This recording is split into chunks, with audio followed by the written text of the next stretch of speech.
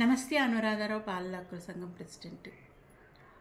పిల్లల సమస్యలు చాలా ఉన్నాయి. ఒక్కో స్కూల్లో ఒక్కో రకమైన సమస్య.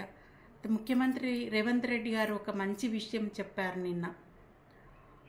ఆ అమ్మాయిల చదువులు ఎంత ఇబ్బందులు ఎదుర్కొంటున్నారో అది ఆ బాధ తల్లులకే తెలుస్తుంది అనేసి, మహిళా సంఘాలకు ఈ స్కూళ్ళ నిర్వహణ బాధ్యత అప్పచెప్పామనేసి, టీచర్లు రాకపోతే కలెక్టర్లకు ఇన్ఫామ్ చేయమనేసి, ఇవన్నీ మంచిగా చెప్పారు. అయితే కరెక్ట్గా నిర్వహిస్తే చాలా బాగా జరుగుతుంది. అయితే స్పెషల్ డ్రైవ్ నిర్వహించాలని బాలల హక్కుల సంఘం డిమాండ్ చేస్తుంది. ఈ మారుమూల ప్రాంతాల్లో ఉన్న ప్రాథమిక పాఠశాల అయినా, హై స్కూల్ అయినా, లేదా గురుకుల పాఠశాలలైనా ఎన్నో ఇబ్బందులు పిల్లలు ఫేస్ చేస్తున్నారు. అటు టీచర్లు అవమానిస్తున్నారు పిల్లలను. ఈరోజు రంగారెడ్డి జిల్లా ఇబ్రహీంపట్నంలో ఉన్న గురుకుల పాఠశాలలో అమ్మాయిని నువ్వు ఎందుకు పనికిరావు అని రోజు అనడంతో టీచర్లు అమ్మాయి మనస్తాపం చెంది సూసైడ్ చేసుకోపోయింది. కాకపోతే అమ్మాయి బతికింది, కానీ నడవలేని పరిస్థితిలో ఉంది.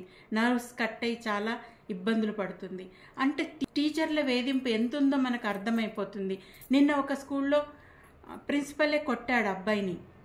ఆ ఉడకని వడ తిననందుకు అబ్బాయిని చితకబాదాడు. అంటే పిల్లలు తినక, అంటే బాగలేని ఆహారాన్ని ఏ విధంగా తింటారు, మంచి ఆహారం ఇవ్వాలన్న జ్ఞానం లేకుండా పిల్లలను హింసించడం ఎంతవరకు కరెక్టు? ఇవన్నీ ఈ స్పెషల్ డ్రైవ్లో బయటకు వస్తాయి. అట్లాగే సమ్మర్ వచ్చిందంటే బాల్య వివాహాలు జరుగుతాయి.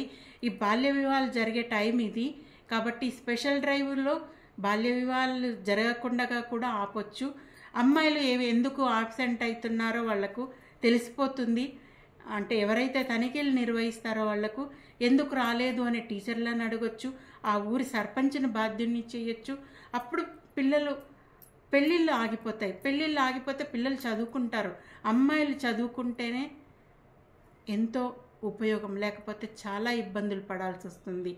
10వ తరగతిలో పెళ్ళి అంటే 14 ఏళ్లకు పెళ్లి చేస్తే ఆ అమ్మాయిల పరిస్థితి ఏంటి? ఇది మన ముందున్న పెద్ద సమస్య. కాబట్టి ముఖ్యమంత్రి రేవంత్ రెడ్డి గారు మీరు దయచేసి కలెక్టర్లను బాధ్యులను చేశారు కాబట్టి ఈ స్పెషల్ డ్రైవ్ నిర్వహించి ప్రతి స్కూల్లో, మారుమూలలో ఉన్న స్కూళ్ళు కూడా వదిలిపెట్టకుండా తనిఖీలు నిర్వహించమని ఆదేశాలు ఇవ్వండి. అప్పుడే సమస్యలు బయటకు వస్తాయి. సమస్యల పరిష్కారానికి కూడా మనకు ఈజీ అవుతుంది. కాబట్టి ఈ డ్రైవ్ను నిర్వహించాల్సిందిగా బాలల హక్కుల సంఘం మీకు విజ్ఞప్తి చేస్తుంది. Thank you very much. Please subscribe my channel.